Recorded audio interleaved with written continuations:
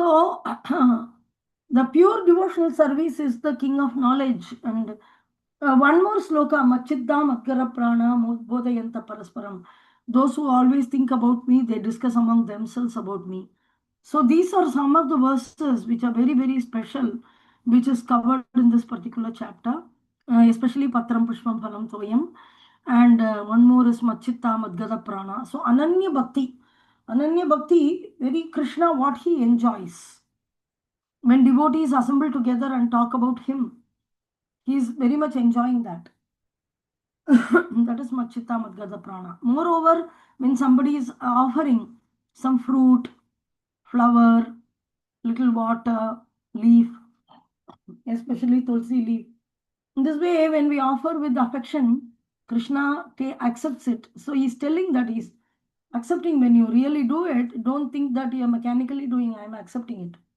So in this way, his reciprocation with the devotees and the activities of the devotees, which he is really admiring and enjoying, all these things are there coming in this chapter. Now we will see one of the, we'll just have a look at summary.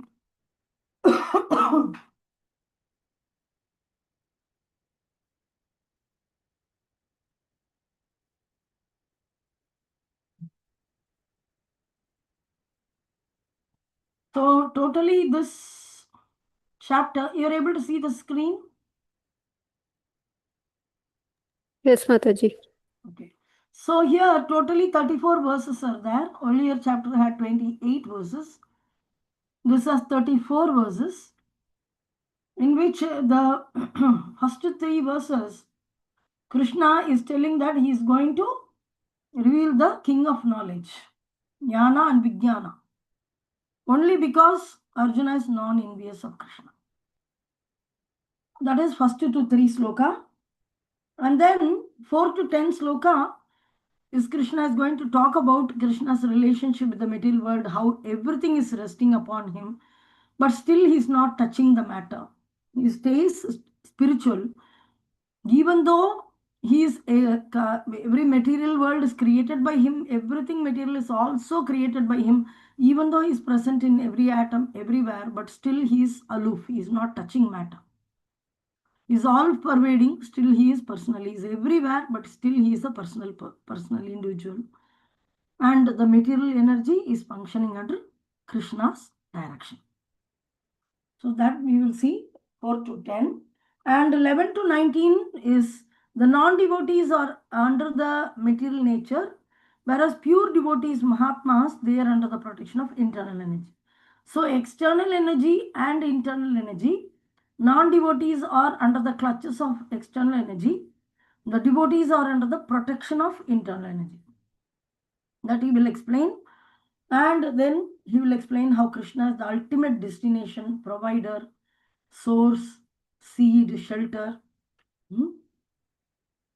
So that will be revealed in 11 to 19. Krishna's supremacy in the material world, how he is untouched by matter despite he is appears in the material world. And then 20 to 28, how the demigod worshippers who are not investing full faith on Krishna, but deviating their faith, especially towards demigods and all, they go to the higher planet and again come back to earth. Whereas devotees, they never come back. They go to Krishna's place and they never come back. Oh, there is an incompleteness. And 27th last, the end, he is talking about pure devotional service. With love and devotion, anyone offers Krishna, anyone offers to Krishna, Patram Pushpam Phalam Toyam, Krishna will accept. And devotees will never perish, they will always be successful, they will be beyond bodily concept. So Krishna is telling how devotion is beyond bodily concept, so just become my devotee. Manmana bhava madbhakto madhyaji mam namaskuru. Take shelter of me. Mame vaishyasi satyam te pradignyani prayoshan. So this last verse, 9.34, that is the main crux of pure devotional service. So here, the devotional service related verses, if you see, Manmana bhava madbhakto madhyaji mam namaskuru. So these are all confidential knowledge. Become my devotee and offer obeisances unto me. And patram, pushpam, palam, toyam, you can give fruit, flower, this I will accept. And my pure devotees will assemble with each other, they'll make a circle. And machitta, madgada prana, bodhayanta parasparam. Among themselves, they will discuss about me. The devotees will assemble and discuss about me. So Krishna is conscious of such discussions and he is present in those discussions and he is relishing. Kadayantascha mam nityam tushyanti cha ramanti. They derive great pleasure in discussing my katha. So that is also coming. The pure devotion service related. All secrets Krishna is revealing in this chapter. And the last verse is also the crux of this chapter. Okay. Already we saw the first verse. Now we will be seeing the second verse.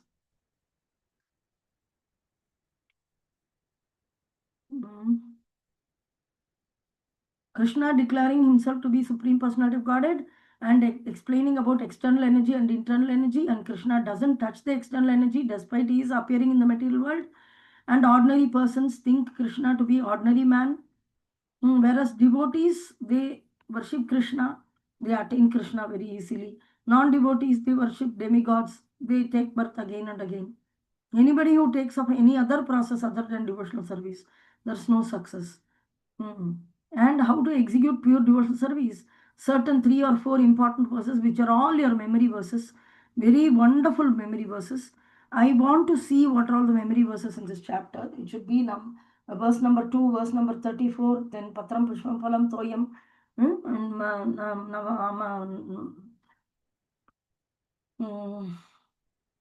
Avajananti Mamuda Manushim Tanmashrita. I think 3, 4, 5 slokas will be there. 3 to 4 slokas surely will be there. And all are very, very relishable, regularly quoted by Srila Prabhupada. Okay. So we go to sloka number 2. 2 and 3 we'll see today.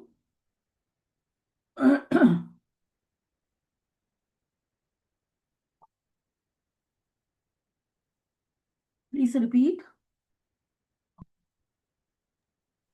Rajavidya Rajaguhyam Rajavidya Rajaguhyam Pavitram Idamuttamam Pavitram Idamuttamam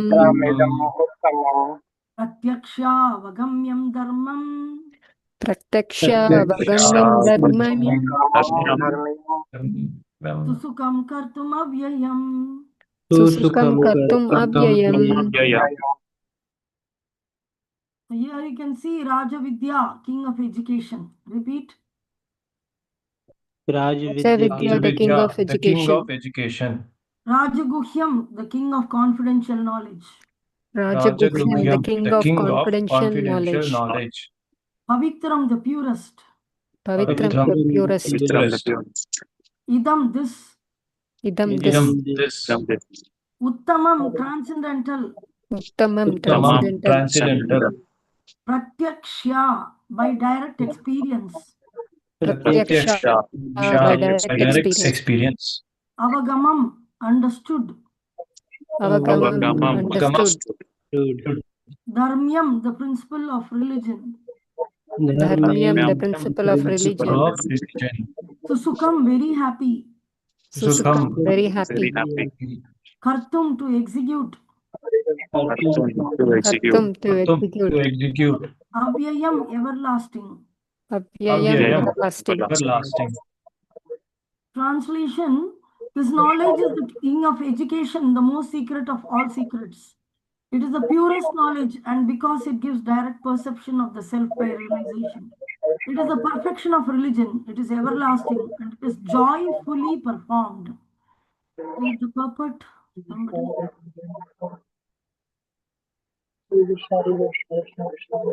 Yeah, all of you mute.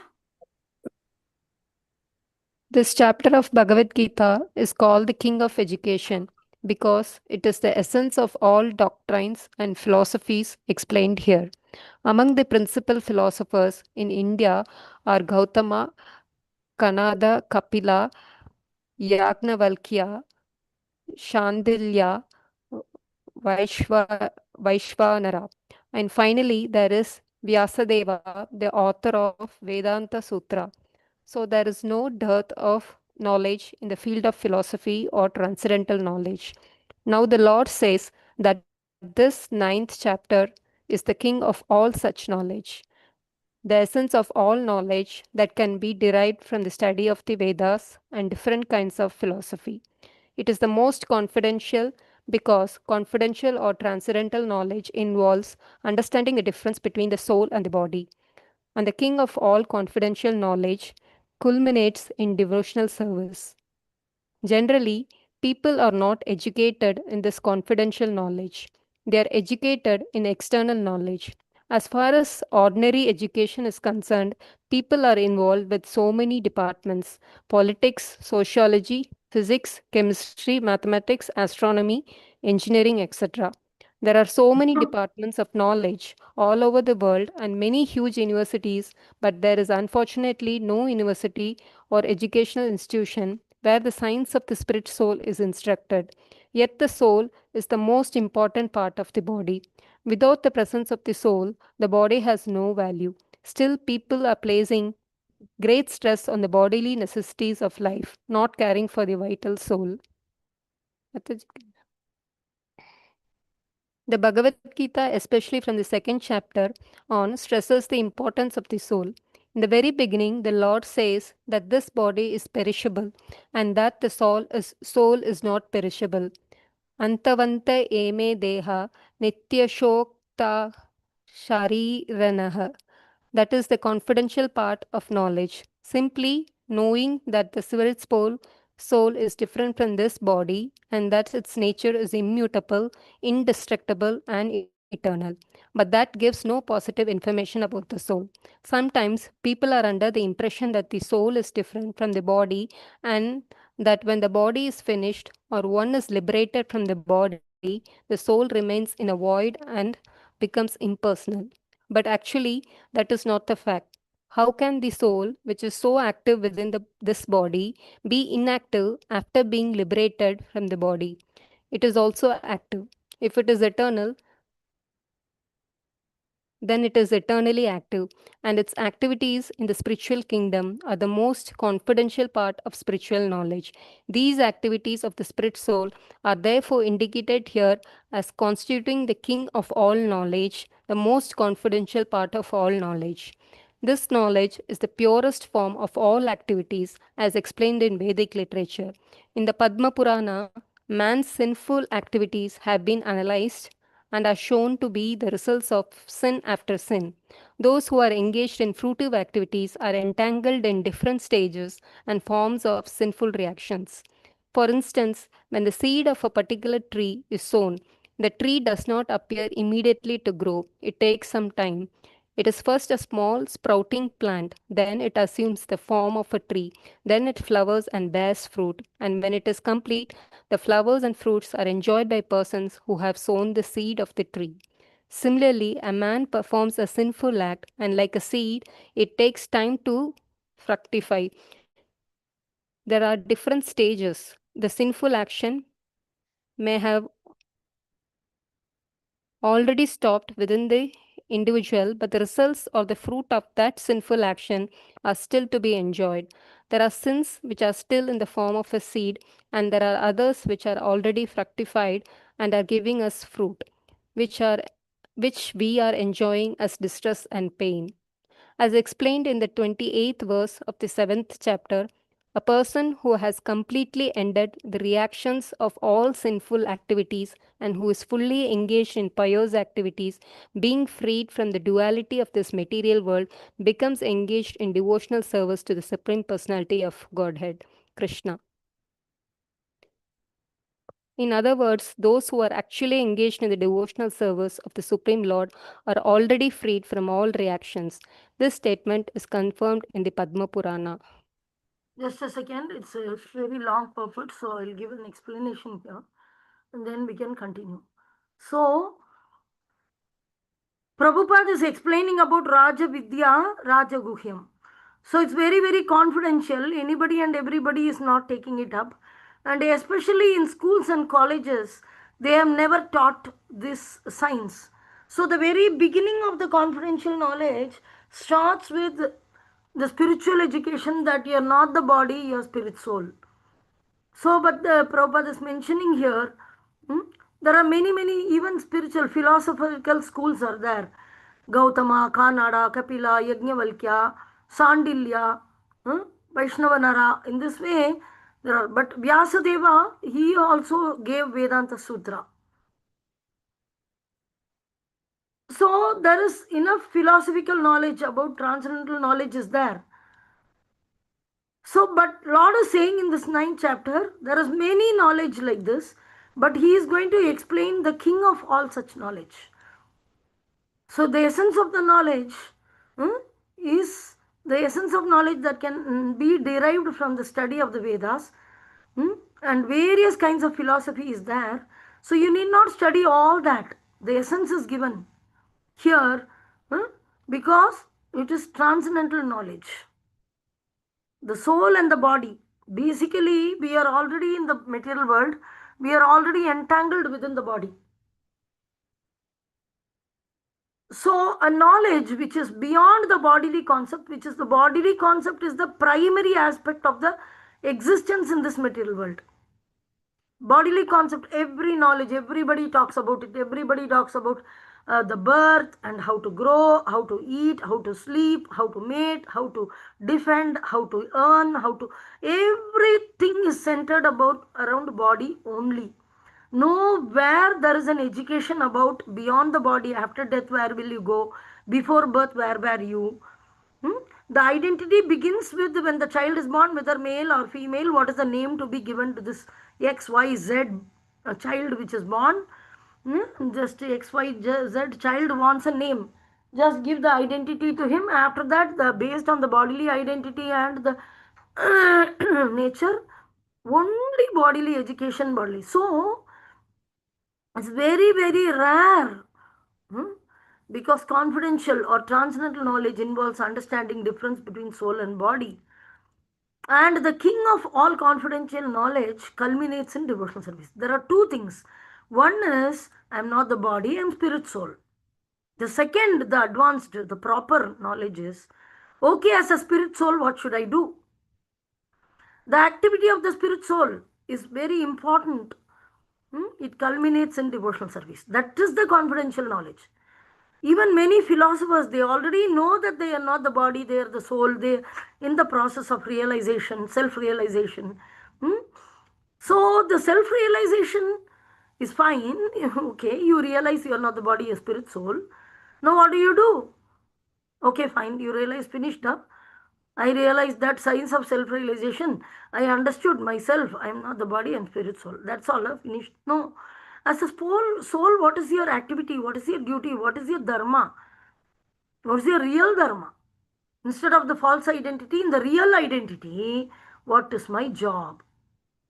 So this knowledge, even I'm not the body, I'm spirit, soul, that knowledge is also not there. But so there are so many departments in colleges and universities, politics, sociology, physics, chemistry, mathematics, astronomy, all these things are there. Huge universities. But unfortunately, no university or educational institution where the science of spirit soul is instructed. So, Prabhupada again and again told ISKCON as an institution, educational institution. Again, he used to mention that our Krishna conscious movement is an educational institution. The subject which is never taught anywhere else is being taught here. But this is soul is the most important part of the body. Body is useless. Body will not even move if the soul goes away from the body. Without the presence of the soul, the body has no value. It is thrown away. It is burnt or buried in one day. They won't even keep the dead body more than 24 hours. They will bury it, they will burn it. So the body is of no use. The soul is of great value, but there is no education about this soul. So Bhagavad Gita from 2nd chapter especially stresses the importance of the soul. If you see the Bhagavad Gita, first teaching of Krishna to Arjuna is about the soul. Antavanta ime dehe Deha nityastokta saririnaha. It's talking about that soul is never perishable. Only the body is destroyed. The soul is never destroyed. Simply knowing that, this fact is also not known. That gives no positive. Just knowing that the body, we are not the body, we are spirit, soul, we are immutable, indestructible, eternal. But that gives no positive information about the soul. Sometimes people are under the impression that soul is different from the body, and then when the body is finished, one is liberated from the body. The soul remains in the void and become impersonal. So many people think that, okay, what will happen after death? What will happen? They will directly attain mukti. Whatever karma they have done, they think that they will attain mukti. But Prabhupada is giving a detailed explanation about the karma. So the karma is in the bijam, kutam. There are many stages of activity, the result of the activity, like the tree. The example given is a tree, various sinful reaction. It's not that in South India, when somebody dies, they will take the dead body to the crematorium. So there is a vehicle to take it, and in that vehicle it will be written like Vaikunta Ratha or Sorga Ratha. It will be written, this is taking you to the Sorga, or it is taking you to Vaikunta Ratham, it will be written, or Sorga Ratham, it will be written. How do they declare? He will be a drunkard or a womanizer, or he may be a great sinner. He would have drunk alcohol and he would have died. How they can say that he is going to Surga or Moksha? Some places it's written Moksha Ratham, some places written like Vaikunta Ratham. They themselves declare that he is going to Moksha or Vaikunta. Not, no. Everybody after death doesn't go to Moksha. It depends. So there is something called karma, various stages of fruitive activities in which the Padma Purana, man's sinful activities, has been analyzed. Very nicely, an analogy is given. The seed of a particular tree is sown. I used to say that you may have a seed like a methi seed, fenugreek or mustard seed. If you put in 5 days, 3 days, you can see a sprout coming out, and you can see within a week or 10 days you will start seeing flowers and all. Like this, if it is some fenugreek, or if it is going to be methi or mustard, like this. But if it's a mango, the mango seed is sown and you pour water. After 3 years or 4 years, you'll see a small sprout. Then they may come. So based on the intensity of your activity, so based on the, it's called bijam. Bijam means the seed of your reaction of your sinful or pious activity. It may be apple seed, then you will get apple. If you sow Karela seed, bitter gourd, then you will get bitter gourd only. If you sow a poisonous seed, you will get poisonous fruits and flowers only. So what you sow is what you reap. So the activities are considered like sowing the seed. Every activity, every karma which we perform. So it's called bijam. So it's a seed, and it may not immediately, sometime it may immediately sprout. Sometime it may sprout later. That is why we see that some people are doing very bad activities, but no reactions are coming. They are all right only. They are everything going on very nicely. Because the bijam has not sprouted. It will take some time to sprout. 1 year, 2 year, 5 year, 10 year, next life. You do some sinful activity in this life, and next life it will sprout. It may sprout. Sometime it may immediately sprout the next day. It depends on the intensity and what seed it is. So, Prabhupada is giving this example. When a seed of a particular tree is sown, the tree does not appear immediately to grow. It takes some time. It first of all, small sprouting plant, then it assumes the form of a tree, then the flowers, and it bears fruit, and when it is complete, the flowers and fruits are enjoyed by the person who has sown the tree. So this is the example given. Similarly, when a man is performing a sinful activity, it is like a seed. It takes some time. There are different stages. The sinful action may have already stopped within the individual, but the result or the fruit of that sinful action are still enjoyed.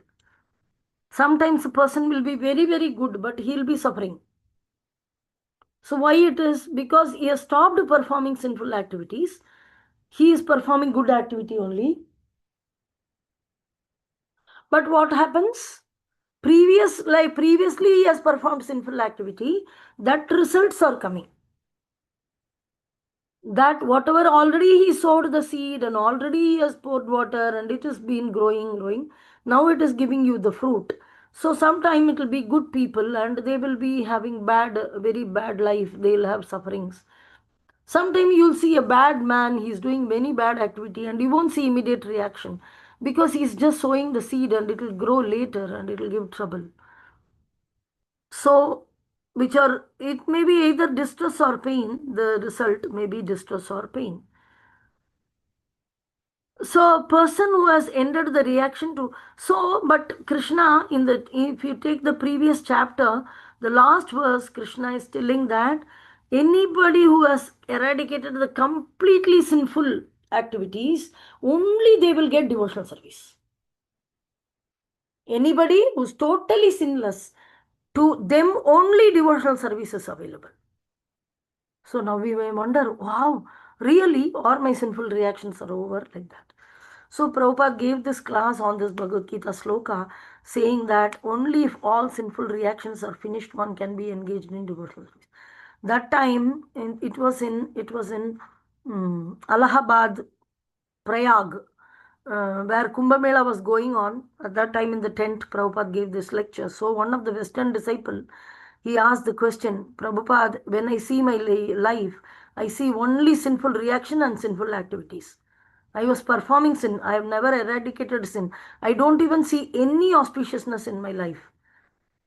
So how it is written here that one who is totally out of sin, full sukriti, only they will get devotional service.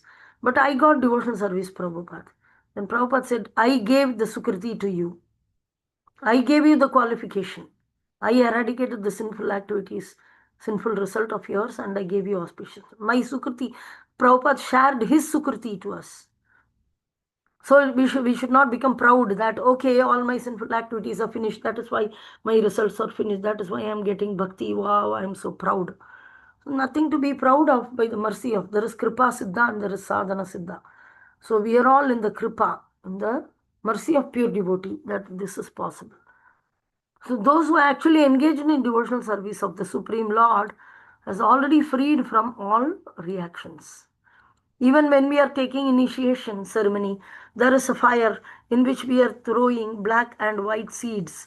The black seeds are all our sinful reactions, and the white seeds are all our punya, positive reactions. But both of it we are throwing. We are becoming, when we came from spiritual world, we were totally empty without any karma. Then gradually we accumulated punya karma and papa karma. But those both has to be eradicated. Both will lead to entanglement. We should start performing transcendental activities. Not punya karma, not papa karma.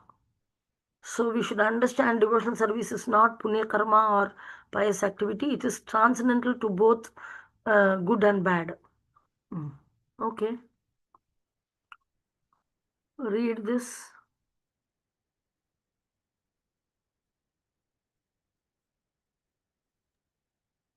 Those who are engaged in the devotional service of the Supreme Personality of Godhead, all sinful reactions, whether fruitified in the stalk or in the form of a seed, gradually vanish. Therefore, the purifying potency of devotional service is very strong, and it is called Pavitram Uttamam, the purest. Uttamam means transcendental, Tamas means the material world of darkness, and Uttamam means that which is transcendental to material activities. Devotional activities are never to be considered material, although sometimes it appears that devotees are engaged just like ordinary men. One who can see the familiar with devotional service will know that they are not material activities. They are all spiritual and devotional, uncontaminated by the material modes of nature. It is said that the execution of devotional service is so perfect that one can perceive the results directly.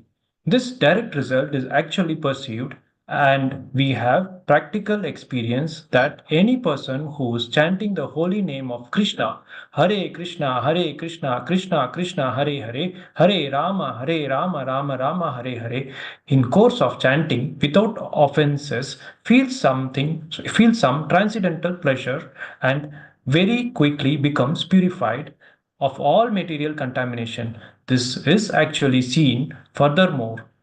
It if one engages not only in hearing but in trying to broadcast the message of devotional activities as well, or if he engages himself in helping the missionary activities of Krishna consciousness, he gradually feels spiritual progress. This advancement in spiritual life does not depend on any kind of previous education or qualification. The method itself is so pure that it simply by simply engaging in it, one becomes pure.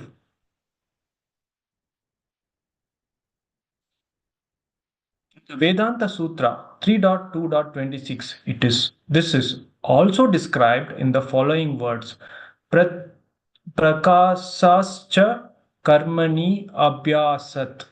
Devotional service is so potent that simply by engaging in the activities of devotional service, one becomes enlightened without a doubt. A practical example of this can be seen in the previous life of Narada, who in that life happened to be son of a maidservant. He had no education, nor was he born into a high family. But when his mother was engaged in serving great devotees, Narada also became engaged, and sometimes in the absence of his mother, he would serve the great devotees himself. Narada personally says, उच्छिष्टलेपान् अनुमोदितो द्विजः सकृत्स्मा भुजेन तत् अपास्त किल्बिषः एवं प्रवृत्तस्य विशुद्धचेतसस् तद्धर्म एवात्म रुचि प्रजायते. In this verse from Srimad Bhagavatam, Narada describes his previous life to his disciple Vyasadeva. He says that while engaged by a boy servant for those purified devotees during the 4 months of their stay, he was intimately associated with them. Sometimes those sages left remnants of food on their dishes, and the boy who would wash their dishes wanted to taste the remnants. So he asked the great devotees for their permission, and when they gave it, Narada ate those remnants and consequently became free from all sinful activities. As he went on eating, he gradually became a pure hearted as the sages. The great sages relished the taste of unceasing devotional service to the Lord by hearing and chanting, and Narada gradually developed the same taste. Narada says further, तत्राण्यहं कृष्णकथा प्रगायतम् अनुग्रहेणाश्रिणावं मनोहरः ता श्रद्धया menu पदं वृष्णवतः प्रियर्स्रवसि अङ्ग ममाभवत् रुचिः. By associating with the sages, Narada got the taste of hearing and chanting the glories of the Lord, and he developed a great desire for devotional service. Therefore, as described in the Vedanta Sutra, Prakasas karmani abhyasat. If one is engaged simply in the acts of devotional service, everything is revealed to him automatically and he can understand. This is called pratyaksha, directly perceived. Okay. So, Rajavidya Rajaguhyam is explained earlier. Now, Pavitram is explained and Idam Uttamam is explained. Pavitram and Uttamam is explained here. So, Rajavidya Rajaguhyam is there is so much knowledge in this world. So, the confidential knowledge is you are not the body, you are spirit soul, and the activity of the spirit soul is devotional service. It ends in culmination of devotional service. So, that is Rajavidya Rajaguhyam. Okay. Now, Pavitram and Idamuttamam. Pavitram also, it is Uttama also. So, what is this? For those who are engaged in devotional service, already we saw that nobody, when dying, people think that they directly get mukti, but nobody can get mukti because they have sinful reaction, either sinful or pious, any reaction, they have to take a rebirth. But as far as a devotee who is engaged in devotional service, he is freed from all sinful reaction. What kind of sinful reaction? When we go into nectar of devotion, we'll see prarabdha karma, like this we'll see. So what is this prarabdha karma, aprarabdha karma?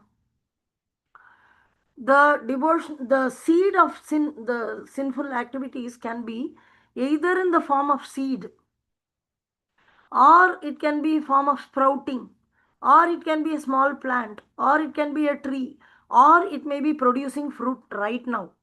So if you are suffering directly, if somebody is suffering, that means it's producing the fruit. Or in future they are going to suffer, then still it is in the tree form or a plant form. So in various stages, the reaction of as soon as a sinful activity is done, immediately the seed is sown. So now the seed is sown, it may not have sprouted also, it wouldn't have come, no appearance of the reactions which is yet to come is maybe there. So that is called prarabdha karma, means it is going to come to you, it is already fructified. Aprarabdha karma means it has not fructified.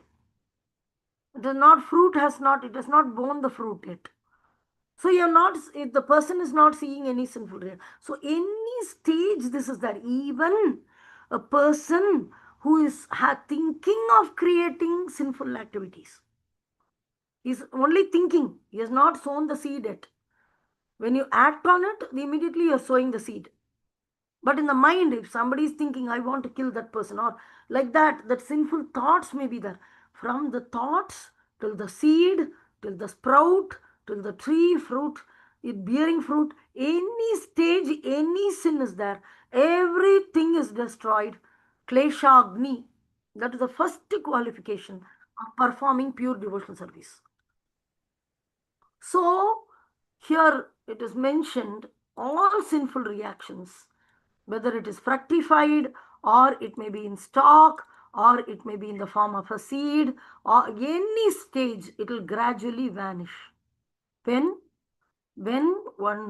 those who are engaged in the service of the Supreme Personality of Godhead, if they engage in bhakti.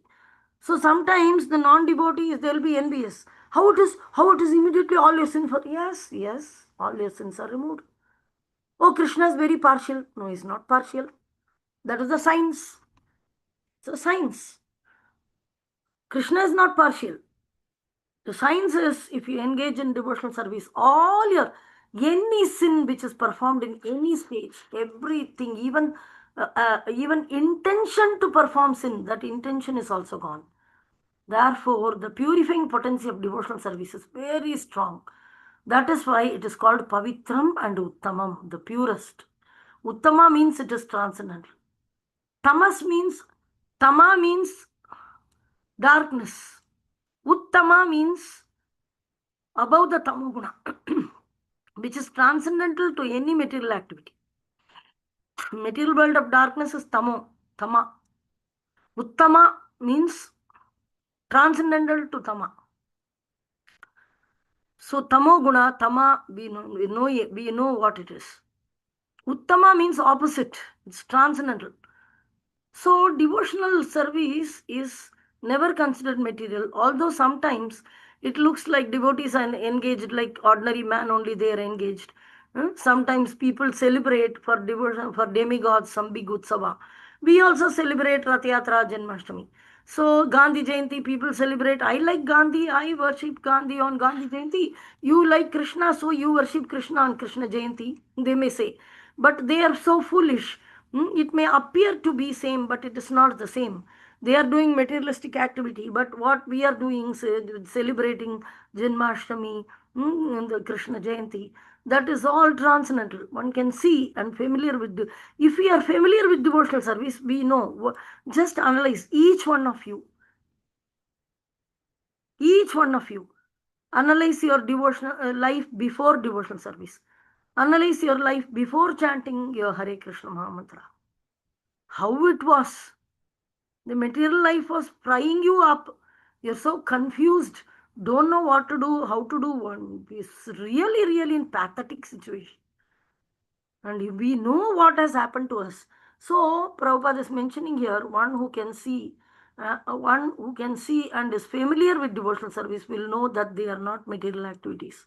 We know it is transcendental. We can feel it, how we have elevated from such a ditch, such a dirty ditch. We have come into such a wonderful platform. Turn back, and if we look at our life, then we will know. Each one of us can say, yes, this is fully transcendental. So they are all spiritual and devotional, uncontaminated by material modes of nature. We know material modes of nature will fry us up like anything. It will fry us in frying pan.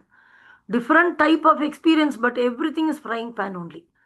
But once we take up this chanting of Hare Krishna Mahamantra, worshipping of the Lord, hearing Bhagavad Gita, preaching mainly, not just chanting is not enough, but preaching also.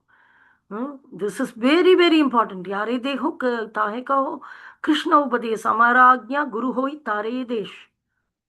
Whoever you see, you may meet your neighbors or friends. Somebody you will meet and say hi, Hare, hello. You will say surely, surely everyone will meet. And we are supposed to convey. So it is said that the execution of devotional service is so perfect that one can perceive the result directly. We can perceive the result. And this is by practical experience we can perceive this. Especially by chanting Hare Krishna, Krishna Krishna, Hare Hare, Hare Rama, Rama Rama, Hare Hare. Anybody who's chanting this Hare Krishna Mahamantra, we know that it is giving such a pleasure. The movement itself is such a pleasure. Every service is a pleasure. Every service we do in ISKCON, any activity we do in ISKCON, just visiting the temple, staying there, and in the home when we are chanting Hare Krishna, offering prasadam and eating, we all have eaten food before offering prasadam. Now after offering we are taking, certainly we can feel the transcendental mercy which is flowing through the prasadam. In this way, every single activity of Krishna consciousness, especially chanting Hare, the people who are chanting Hare Krishna and then performing this will know that the feels some transcendental, especially when you chant without offenses, transcendental pleasure, and very quickly become purified of material condition. This is actually seen. Each one of us can narrate a story. Each of us can narrate. And we become so blissful when we, just if someone asks how you became a devotee, we become such a joyful person. Just thinking of the experiences which first touch of devotional service, just to remember how it was. Just to remember your first 2 months, 3 months, 6 months, 1 year, how the devotional service transformed you. Furthermore, if one engaged not only in hearing, but in trying to broadcast the message.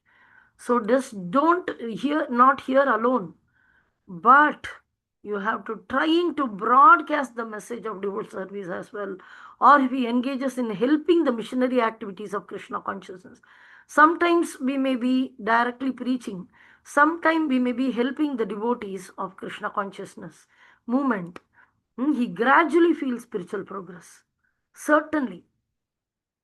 So, not only hearing, not individually just hear, I become devotee, I hear, I'll know so many things. but you have to broadcast this message of devotional service. Minimum, you should either broadcast the message or at least help the missionary activities of Krishna consciousness. In some way, we will start feeling the spiritual progress. This advancement in spiritual life does not depend on any kind of previous education or qualification. Anybody, even uneducated people, anybody in any status, they all are experiencing bliss equally. The method itself is so pure that by simply engaging in it, one becomes pure. Very simple. To chant Hare Krishna Mahamantra, you don't require very high university education. To get to know, to sit and listen to Bhagavatam classes, to eat prasadam, to have darshan of the deities, to attend the arati, to sing in the kirtan, to dance in the kirtan. Is there any qualification required? Anybody can do it with great bliss. And just by doing it, they enjoy like anything. So, pratyaksha vagamyam dharmam, directly you can direct perception. So, the devotional service is so potent that it's simply by engaging in the activities of devotional service, one becomes very much enlightened. Attending Rath Yatra, pulling a Rath, going around Tulsi, these are simple activities. Very simple activities. Anybody can perform. So, Narada Muni is showing how he directly experienced bliss just by eating the remnants of the pure devotees who visited. Narada Muni in last life, Narada Muni is narrating his last life to Vyasadeva, in which he is telling in last life he was the son of a maid servant. And it was Chaturmasya period. This maid servant is a Shudrani. And she was just helping some Brahmana ashram, Brahmana's house. She was cleaning the vessels and sweeping like this. Household activity she was helping. That time, during Chaturmasya period, some Bhaktivedantas came and stayed in that house. So, as a mother, this 5-year-old boy is playing around. So, she asked him to go and serve them. Go and give them prasadam, clean the plates, wash the plates. Like this small service she was giving, engaging him. So, because of that, he also engaged in those services. And then what happened? Narada directly said, Uchishta lepan. Uchishta means their remnants. It's very nice. That during the 4-month stay, they intimately associated with them. So the sages left remnants of food in their dishes. And the boy who washed their dishes wanted to taste the remnants. He is just a maid servant's son. So whatever they left in the plate, he ate. So he asked their permission and then they gave the permission. Can I take this remnants? Then they said, yes, take it. Small boy, he is doing some small nice services. So they said, okay, take it. So just by associating with them, hearing from them and eating their remnants, he became a pure devotee. And he went on eating, gradually became a pure-hearted, as good as the sages. The great devotees relished the taste of incessant devotional service to the Lord by hearing and chanting. Narada gradually developed the same taste. Because everybody doesn't have a taste to hear about Krishna. Everybody doesn't about. We are chanting Hare Krishna, we are having some interest. But others generally don't. Unless they associate. So by associating with the sages, Narada got the taste for hearing and chanting the glories of the Lord, and he developed great desire for devotional service. Therefore, as described in Vedanta Sutra, a very simple activity, taking the remnants is as simple activity. See, is that susukam kartum avyayam. Simply enjoy eating some remnants, that's all.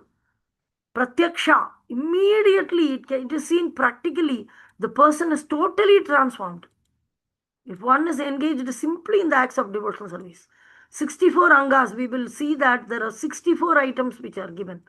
Going behind the ratha, going circumnavigating the deities, taking charnamrita, walking towards the temple, dancing in the kirtan, singing in the kirtan, clapping in the kirtan. Even clapping, simple activity. It's a very easy activity. Clapping in the kirtan. So that in this way, 64 angas of bhakti are given. But the first anga is to accept a spiritual master. That is given. That's a primary anga. There are 5 angas which is mandatory. Surrendering to spiritual master, accepting bona fides phenomena, taking his instruction like this. But other than that, all are very, very simple. Even accepting spiritual master is very simple. You should have a very simple heart, easily you will accept spiritual master. Krishna will show you a spiritual master in front of your eyes. But you are complicated within your heart, you cannot see. Because you think yourself very proud and very greatly valued, then you may not be able to see. But actually, Krishna brings Guru in front of your eyes. That is also mentioned by Rupa Goswami in Nectar of Devotion. Hold on.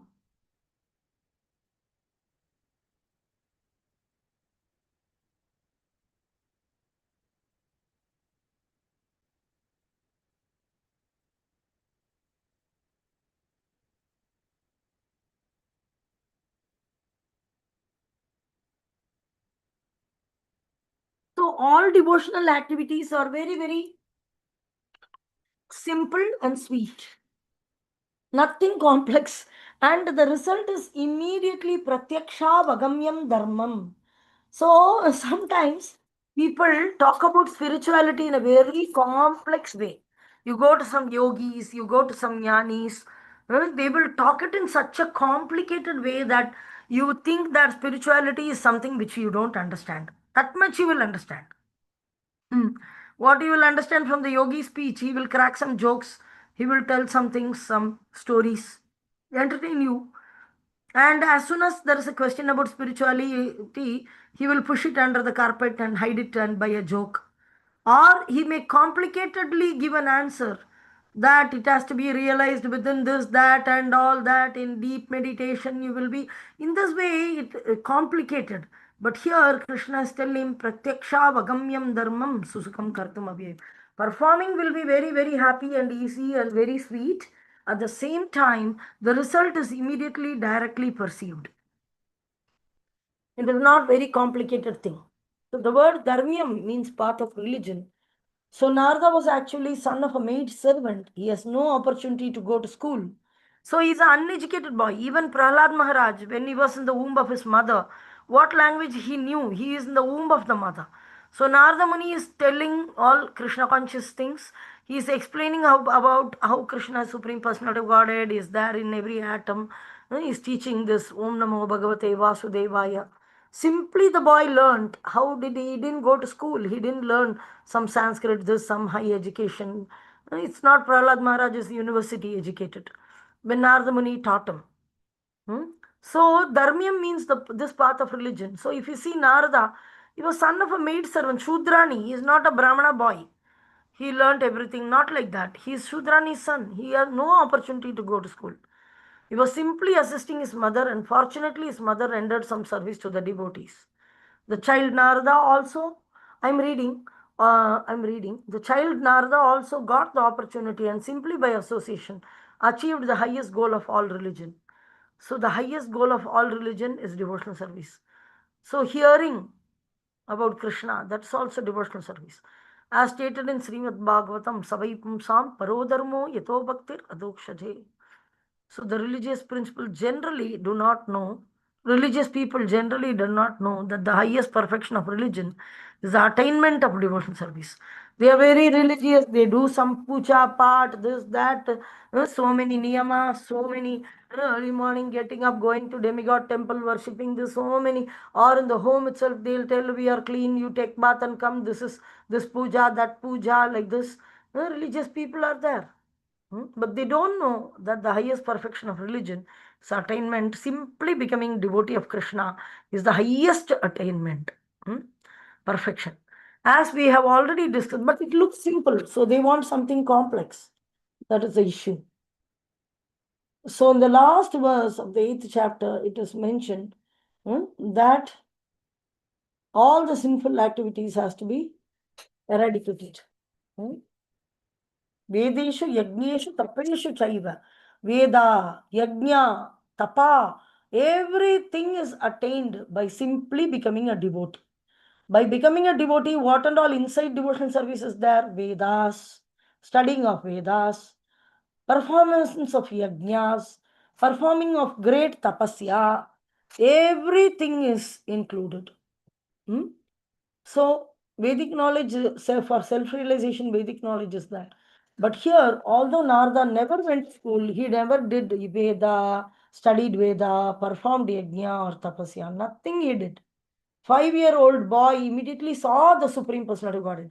Even he had the darshan of the Supreme Lord. Later, his mother will die due to a snake bite. Then he'll become anath. So already he would have been initiated by this Bhakti Vedantas. So he will just remember the Lord according to how they have taught. And he'll be traveling in forest, in cities, in towns, in villages, in hills. And he'll be tired. He'll drink some water. Under one tree, he'll be crying. He'll be thinking of the Supreme Lord. According to the teachings of those Bhakti Vedantas, and Lord will appear for him and ask him to sing the glory of his glories until the end of this life, and then he will get spiritual body. So Narada Muni will leave the life in the previous kalpa, then he will get transcendental body. Now Narada Muni's body is not material, it is transcendental. He can travel to any planetary systems, he can go to any universes, he can go to Vaikuntha planets, he can go to spiritual world, Goloka, Vrindavana. Everywhere his body is capable of traveling. So that he got in this next life, a son of Brahma. But here, although Narada never went to school of the spiritual master and was not educated in Vedic principle, he acquired the highest result of Vedic study. This process is so potent that even without performing religious process regularly, one can be raised to the highest perfection simply by eating remnants. How this is possible? This is also confirmed in Vedic literature. One who is in the association of Acharyavan Purusho Veda. One who is in the association with great acharyas, even if he is not educated or has never studied the Vedas, can become familiar with all knowledge necessary for realization. There is a foolish concept called Ritvism. And these fools, they don't even read Srila Prabhupada's books properly, their purport. They are like fault finders. They are an association of fault finders. They underestimate the system of Acharya Parampara. They underestimate. Maybe they want to take some property and run away, and because of which they float some foolish philosophy. But here, Srila Prabhupada is directly saying that Acharyavan Purusho Veda, one who is in the association with great acharyas. You see that Narada Muni simply associated with that Bhakti Vedantas. And these fools say that there is only one person. They don't accept any parampara before Prabhupada. They don't accept any parampara after Prabhupada. They just want to establish an institution like a materialistic institution, like a software company is established. Same way they want to establish a company. They don't want the previous connection with Gaudiya Math or anywhere, any other glorification of any other previous Acharya. They don't want any other further Acharya from Prabhupada to be sprouting also. And the Prabhupada has disappeared now. He has given us wonderful temple, wonderful process, wonderful books, wonderful teachings, and importantly, wonderful disciples. Prabhupada has given wonderful disciples. So they are acharyas. So with the association with these acharyas, even if he is not educated and has never studied the Vedas, one can become familiar with all knowledge necessary for realization. They say, the books are changed, this is changed. So here, Narada Muni never read any books. He ate the remnants of the pure devotee and he became a pure devotee. We are reading that because we need to preach. But just chanting Hare Krishna and serving pure devotee itself is enough, actually speaking. Prabhupada is telling this. I'm not telling. So the process of devotional service is very happy, Susukam. Why devotional service? Why it is so happy? It consists of Sravanam, Kirtanam. So sometimes when we were babies, we used to tell our mother what? In the sleeping, if you have to sleep, please tell some story. Or some uncle or auntie will come, or if you have some elder sister or elder brother who's quite elder to us, please tell some story, bedtime stories it is called. Please tell some story. So hearing some story is very pleasuresome. And materialistic stories are so boring, there's no result. But when we hear Krishna Katha, Prabhupada says that in olden days there will be a Ramayana Katha going on here and there, and people go and will listen to this drama about Ramachandra and some stories. And they come back and sleep. In the night they watch till night, 9 o'clock, 10 o'clock, they watch the drama, they come home and sleep. And in the dream they see Rama. Like this Prabhupada told. Ramachandra, like this. So very easy, simply by sitting in one place, we can hear Sravanam Kirtanam. Somebody doing singing, see, everybody likes to sing and dance. So and everybody likes to eat. We eat and eat prasadam, simply sing and dance. This kind of, anybody can understand spiritual activity can be singing and dancing. Singing and dancing typically are entertainment. So Krishna, the spiritual life has come in entertainment. See how wonderful. So only simply by hearing and chanting of the glories of the Lord, or can attend philosophical lectures or transcendental knowledge given by authorized acharyas, simply by sitting, one can learn. Then one can eat the remnants of the food offered to God, nice palatable dishes. In every state, devotional service is joyful. Any service, going around Tulasi 3 times, 4 times, don't you look like a child's play? But yani kanicha papani brahmahatyani kanicha. It looks like a kid's play. Go around Tulsi for 4 times. Keep a small pot of Tulsi, tuck, tuck, tuck, tuck, tuck, tuck, 4 times you're going. Offering obeisances coming up. What has eradicated? Killing of Brahmana, killing of a cow is eradicated. Brahmagya, what is that? Yanikanicha papani, Brahma hatyani kanicha, Brahma hatya, Brahmana hatya, Go hatya, Brahmana hatya. All these papas are destroyed simply by going around Tulsi. Is there any easier process possible? Every state of devotional service, it is susukam kartum abhyayam. While performing, you will feel great happiness. So surely we can understand this is not yogi or jnani because their process is so complicated. Even the most poverty-stricken person, stricken condition also you can perform easily these services. The Lord says, Patram Pushpam Palam Toyam is ready to accept from the devotee any kind of offering. Never mind what, it's a leaf, flower. Leaf, flower and all freely available. Can be offered any person regardless of social position. Anybody can take one leaf of tulasi and offer to Krishna. You need not check whether I'm rich or poor. It's not only rich people can serve Krishna. Krishna will, when it is offered with love, he will accept. The same chapter has this sloka. We will come to this. So there are many instances in the history simply by tasting the tulsi leaf offered to the lotus feet of the great. There are another example, Sanat Kumaras. The 4 Kumaras visited Vaikuntha, and simply by tasting the lotus feet, smelling. What is that? Tasyaravinda nayanasya padaravinda kinjal kamishra tulasi magaranda vayu antargata swavivarena chakara tesham sanshobham aksharajusham avichitta tanvo. Very famous verse in Bhagavatam. Tasyaravinda nayanasya padaravinda. Personality, Supreme Personality Godhead, whose eyes and limbs of the body are like lotus flower. From him, Tulasi Magaranda Vayu. The Tulasi has leaves also and it has manjari flowers also. So there is a Maharanda Vayu, the smell of this Tulasi leaves and the flowers. This carried away by the air. It is coming out of the Vaikuntha door. And when Lord was about to come to the door, he started walking. So all the smell is coming. Simply by smelling the Tulasi leaves which were offered to the Lord, and Tulasi leaves and flowers, immediately there's a great transformation in the heart of the 4 Kumaras who are Brahmavadis or impersonalists. They immediately became personalists. They became fan of the Lord. Therefore, devotional process is very nice and it can be executed in a happy mood. All devotional services can be executed in a very happy mood. God accepts only the one love with which the things are offered to him. You're just seeing how much love you have, with what love you are offering. It's a simple items, flower, fruit. This one, how much? 2 paragraphs. It is said that somebody can read this.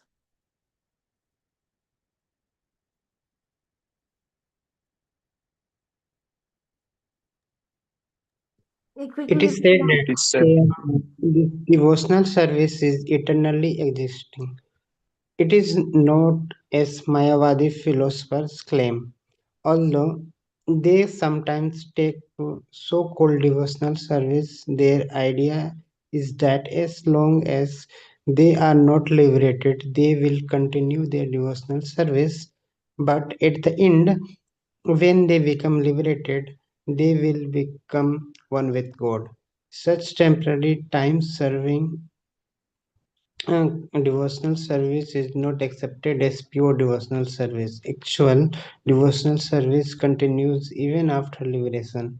When the devotee goes to the spiritual planet in the kingdom of God, he is also engaged there in serving the Supreme Lord.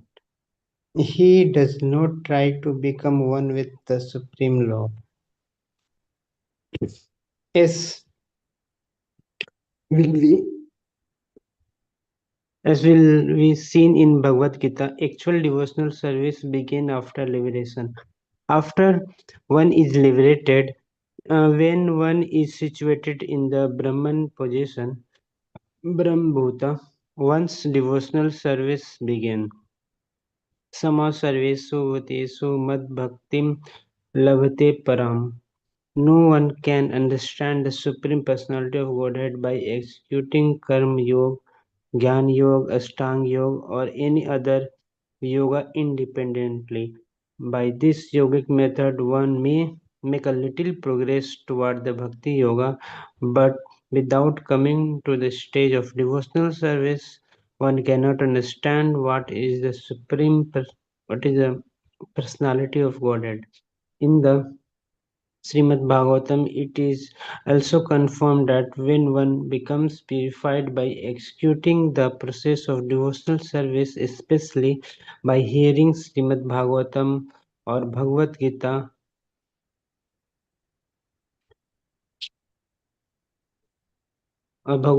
from the realized soul, then he can understand the science of Krishna or the science of God. Evam prasanna manso Bhagavat Bhakti Yogata. When one's heart is cleared of all nonsense, then one can understand what God is. Thus, the process of devotional service of Krishna consciousness is the king of all education and the king of all confidential knowledge. It is the purest form of religion and it can be executed joyfully without difficulty. Therefore, one should adopt it. Oh, that's it. Wow. So, oh Krishna.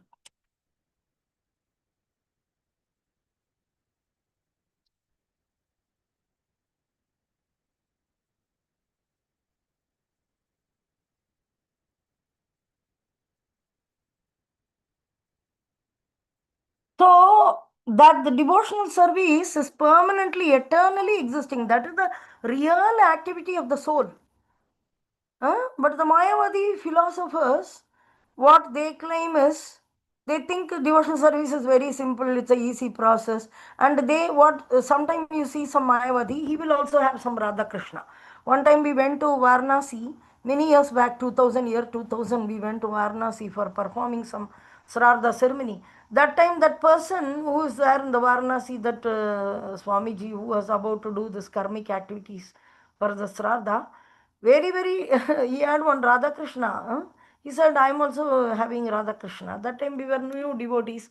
He saw our Tilak and he said, but he's totally a Mayavadi and he has not changed the dress of that Radha Krishna. I don't know how many days. Like this, very dirtily, he has kept there. So they may take some devotional service, but they think that this devotional service is simply till they get liberation. After they get liberation, there is no Radha Krishna or worship or anything. We will become one with God, like this. So that, like this. So they think that devotional service is temporary. So that kind of devotional service anybody performs, that is not considered pure devotional service. Actual devotional service is after liberation. Even after liberation, the service to Krishna will continue because we really love Krishna. We want to love Krishna. We want to love Krishna in future also when we want to attain Krishna. So when the devotees goes to the spiritual planet in the kingdom of God, he is also engaged there in the serving of Supreme Lord. He does not try to become one with God. He want to engage in the service of God, in the company of God. Great love and affection. Not that it's a duty, when will I finish my service, like this. So you go back home, back to God, there also we beautifully serve Krishna eternally. It gives such a bliss. So where the yogis and jnanis finish, there the devotee begins. They finish at Brahman realization. They finish in moksha. But a devotee, as soon as he touches devotional service with great love and affection, immediately he is becoming a liberated person. So what the Brahmavadis, they Brahman position, Brahma Buddha position, they attain, that is the beginning of the end of Mayavadi, not Mayavadi, the Brahmavadi is the beginning of devotee. Devotee begins at Brahman platform.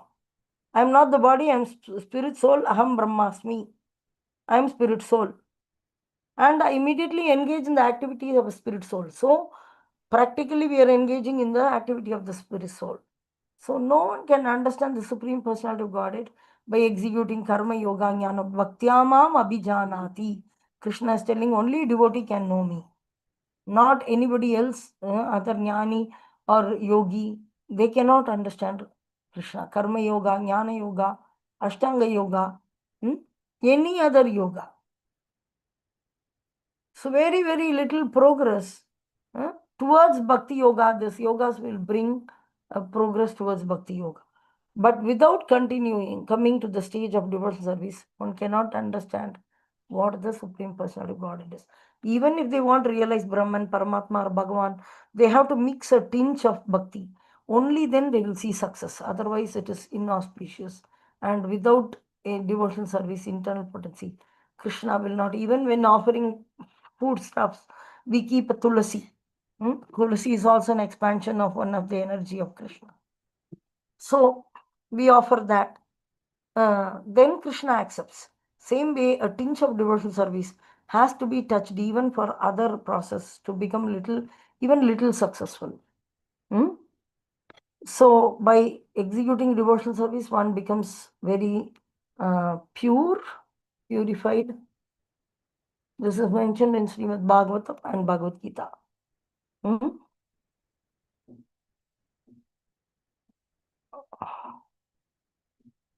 From realized soul, we need to learn it, not by ourselves. Then we can understand signs of Krishna or the signs of Guru. So evam prasannamanaso bhagavat bhakti yogataha. So all the dirt is cleansed by touch of bhakti. All the dirt is cleansed. Then there is because the heart is clean now, one can understand God. God will come and reside in the heart because heart is 100% pure. By what process? By the process of devotional service or Krishna consciousness. So this is the king of education, king of confidential knowledge. It is the purest of religion, bhakti, bhakti and bhakti. Shuddha bhakti. It can be executed joyfully without difficulty. Therefore, one should adopt it. First, we become regular devotees, and as we hear, we improve, and then we become pure devotee. We need not specifically too much target toward being pure devotee, unless you have some desire. You just, when performing devotional service, you want to yield something out of it. You eradicate that idea. Just affectionately do it for the sake of our loving Krishna. So thus the process of devotional service or Krishna consciousness, which we are practicing, that is Raja Vidya, Raja Guhyam, king of all education and king of all confidential knowledge. And it is very pure and it can be executed joyfully without any difficulty. How nicely Krishna gives the definition of bhakti. He loves bhakti like anything, so he is giving this definition. Okay, Om Tat Sat. Any questions or comments? We'll see on Monday further. We'll continue.